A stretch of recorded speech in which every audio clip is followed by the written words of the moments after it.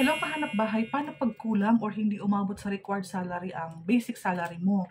For Pagsibol Village kasi may special case tayo dahil strictly ang ating co-borrower is limited only sa ating mga first degree. Ibig sabihin, asawa mo lang dapat kasal, kapatid mo, mama mo, or anak mo.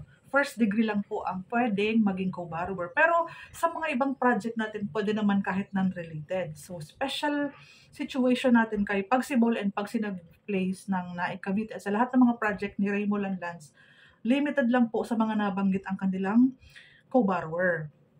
Ang salary required for Naik Cavite is 30,000, kasama po ang food, de minimis, meal, transpo, clothing.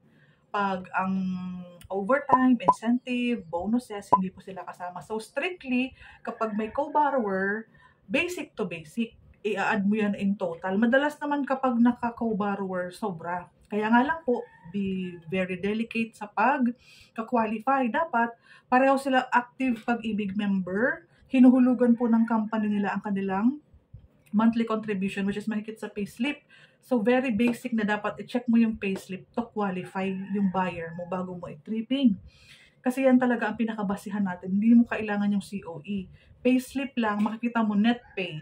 Kapag sa isang hati or sa isang cut-off, makita mo na ang net pay is 10,000. So 10,000 plus 10,000, yun po ang kanyang basic salary. Okay po? In the event na kumulang, hingin mo naman po ang payslip ng kapatid, mama, papa, asawa basta kasal. Yung common law partner o yung mga kalipin, hindi po sila qualified. Okay po? So, ayan lang, mabilis lang naman magka-qualify. Be very open na humingi ng payslip. Kasi kamo, para ma-qualify mo ng mas mabilis, kailangan mo po talaga siyang hilingin. Hindi ka po magbibase sa gross. Okay po? Hindi po tayo per gross, per basic salary tayo. Tanungin mo yung per day, times mo ng 26. Pero mas maganda, payslip na po talaga ang hingin mo kasi naka-specify naman yan. Net pay, basic pay. Okay po? Tanungin mo din naman siya kung magkano po ang basic salary mo. I-add mo po yung food, meal, pera or cola po ang tawag dyan sa private and sa government. So, mabilis lang. Medyo mahirap lang po. Ay, mabilis ang pag-qualify, medyo mahirap lang ang paghahanap ng co-borrower. Kasi hindi pwede yung non-related. Okay po? Exclusive for Pagsibol Village and for Pagsinag Place, Naik Cavite, Bulacan, and Rizal. Basta lahat po ng Raymoland Lands project. Okay, lilinawin ko sa ibang project po, allowed po sila ng mga non-related co-borrower. Okay po.